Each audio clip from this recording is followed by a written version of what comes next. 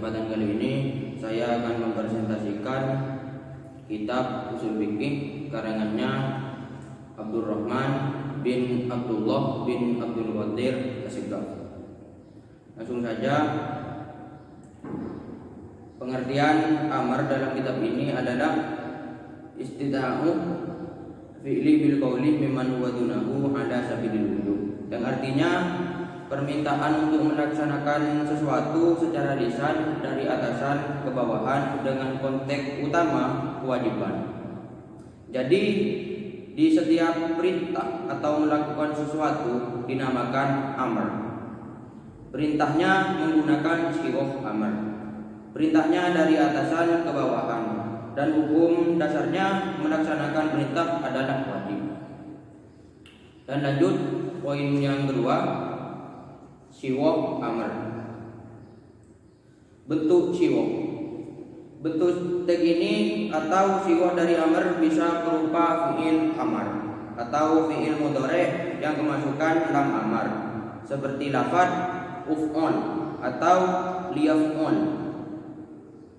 Masuk poin yang ketiga, sighahul if'al indal itlaqi wa tajarruduh anil qarinah tahmilul alal wajibi.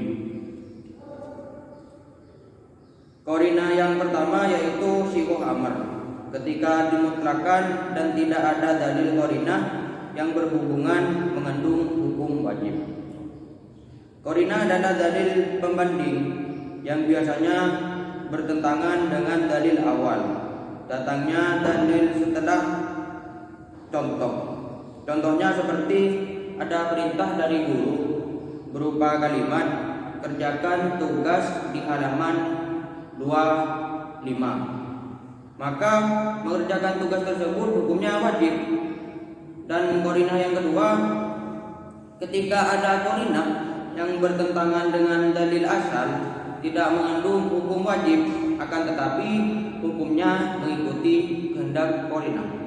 Contohnya, hukum asal dari orang yang ihram itu haram untuk melakukan hal-hal yang diharamkan, diantaranya berburu hewan.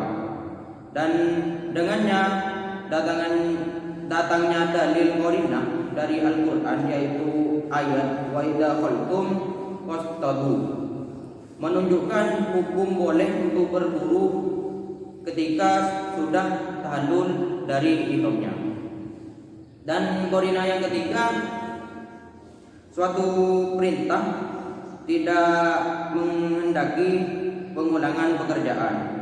Contohnya, jika ada seseorang memberi perintah untuk mengambil buku, maka cukup satu kali, tidak usah diulang-ulang. Itu dilaksanakan, tidak perlu laksanakan lagi. Jadi perintah itu cukup ucapan satu kali, tidak usah berulang-ulang kali. Masuk kaidah yang kelima, yang keempat, poin yang keempat, idza wujidat qarinatun. Jadi ketika ada qarinah yang membawa hukum selain wajib, maka ketika mengikuti qarinah tersebut.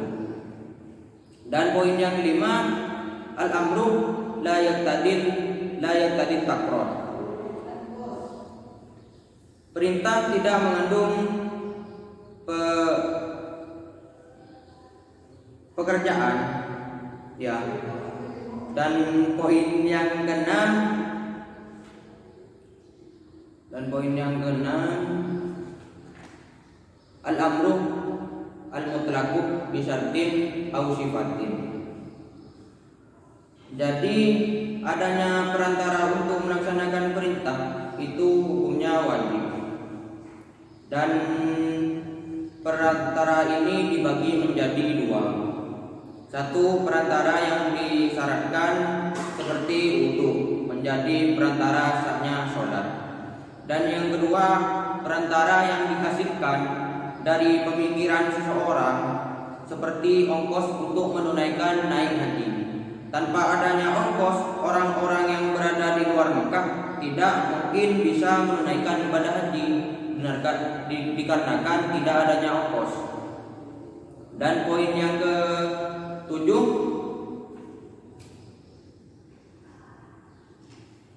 al-amru la yaqtadil qaul. Yang penting dikerjakan.